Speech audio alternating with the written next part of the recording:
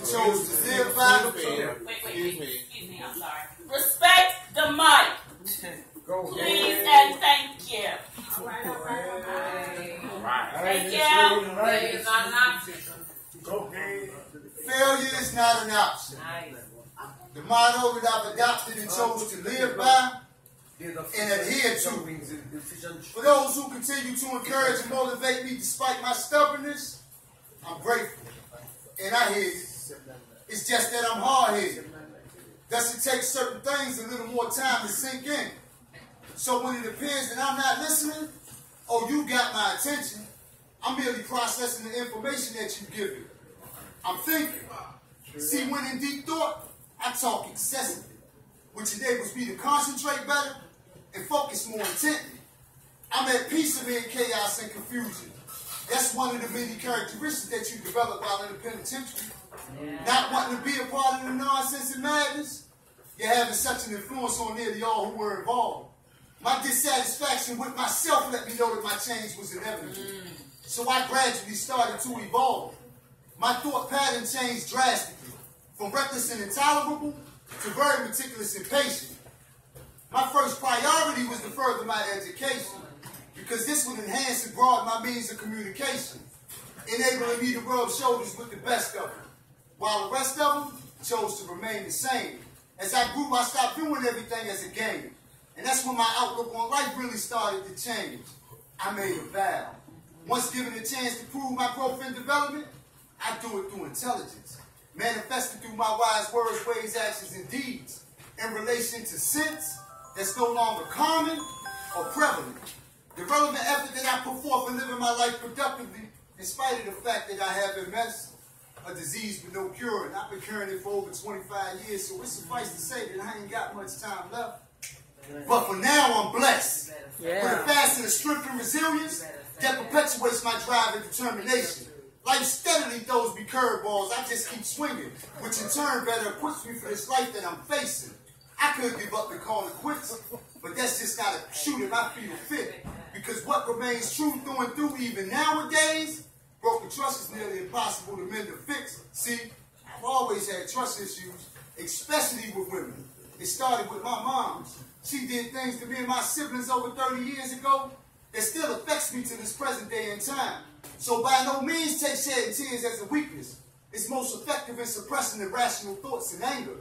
Because once either takes control of one's actions, rest assured that someone's life, possibly even my own, could be in danger.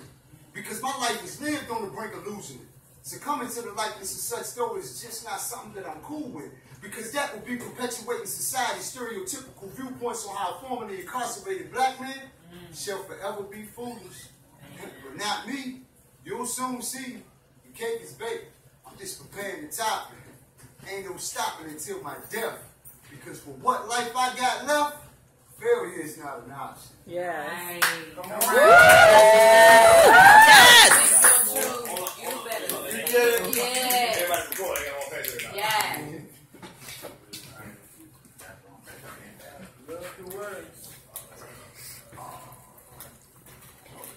After so many years of dealing with hardheads, day after day, it suffices to say that I'm institutionalized. I used to take offense to being called a likeness as such until I learned to trust and appreciate my ability to reason and rationalize. So as my conceptualization of institutionalization began taking on a life of its own, I avoided the negative connotations, which hindered and deterred further perpetuation of the unclean, submissive way of thinking and still doing childhood indoctrination. From hope, faith, and belief in the mystery God to that turn the other cheek theory, which really became more complicated to grasp the more I asked about the Holy Trinity, and the questions were never answered clearly. So as I continue to explore the corridors of history, the more the mystery unraveled, to reveal the torturous 9,000-mile journey that we were forced to travel, just to land on a foreign continent could be dispersed like gravel, divided and conquered, pitted against one another, brother against brother. Fathers were forced to watch savages ravage their women, and any offspring resulting from this fling was taken from his mother and placed on another plantation to be raised by a slave already in total submission. And to continue the fruition of this crucial fixing, the divinity of our true identity was crossed out and replaced with this thing called religion.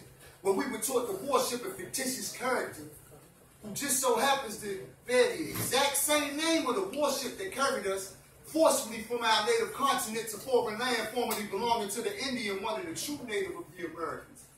Now, those who rebelled fell at the hands of their captors, who to prevent future disasters and instill fear in the masses, plastered in clear view the mutilated bodies of those they clashed with. Over time, this fear was embedded in their genetics and passed down for generations to come. Nation became race, and we began to run in all different directions, splitting the gene, causing division into one. Now, the percentage of the division wasn't even a smidgen of half and half, because a class of bloodsuckers arose to compose a plan to profit off making the masses class, by amplifying the subtle differences that make us unique in our individuality, causing a shift in the mentality, leading to the distortion of the once clear visions of reality. Let that sink in. Woo!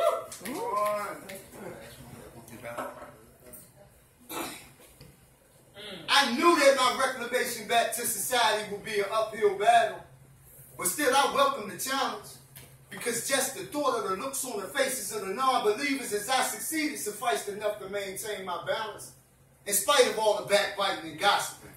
He ungrateful. He act like we own something. He don't know how to talk to people. Remember, failure is not an option? Well, this is the sequel. So let me clarify something. I give the utmost respect to those whose intentions are genuine, meaning I give respect where respect is due. But if you hiss when you talk and your tail rattles when you walk, then regardless of your job description, I don't respect you. My means of expression may be a little aggressive, even somewhat downright overly abrasive at times, but I do it face to face, not face to back, no ulterior motives. I let you know exactly what's on my mind, and that's what sickens you so-called authority figures. You think as a convicted felon, I'm supposed to bow down and conform, like so many before me, but before me there was none like me.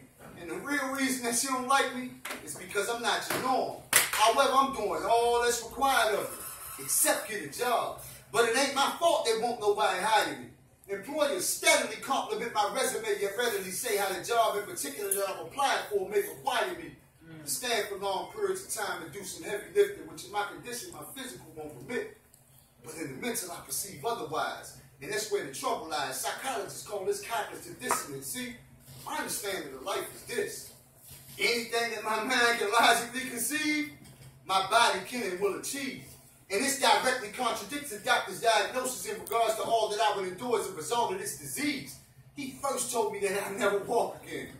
But I found the strength within myself to defy those odds. So the hand that I was dealt in regards to that particular situation, I put back in the deck and commenced to reshuffling the cards. He also told me how my memory would eventually fade. So I then focused on my ability to retain information and found it amazing how I best recall, remember, and obtain the likeness of such during the most conflictual situations. So don't misinterpret my demeanor as me being ungrateful, because I appreciate everything that's being done for me. But I don't need it always thrown up in my face, because that only takes me to a place that makes me attempt to trace all that was done to me. The childhood molestation, 22 plus straight years of incarceration, the obvious prejudice and discrimination against people of color, which has always been the case in this racist nation. I'm trying my hardest to put all of this behind me and go on living to become a productive citizen within this sick and twisted society. Because the variety of ignorance that used to reside in me, I embraced wholeheartedly and smothered until it died in me.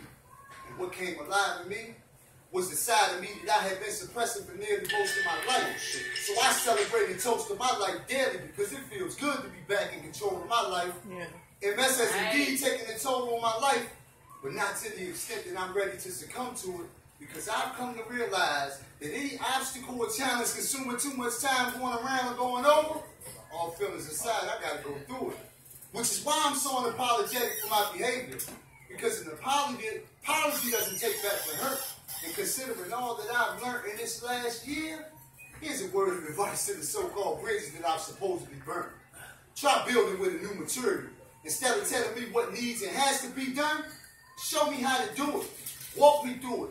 This way I understand the importance of my thoughts and actions being congruent. Because once you ruin the trust, there's not much that we can discuss. The conversions are the same. Because instead of assisting me, you ended up twisting me as if you, me, being the client, that my life was a game.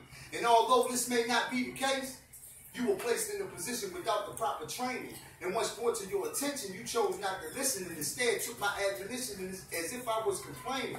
In all reality, though, I was just striving to establish a steadfast means of communication, where the lines were unblurred and you remain undeterred concerning all that you heard in regards to my particular situation. This is my life. All right.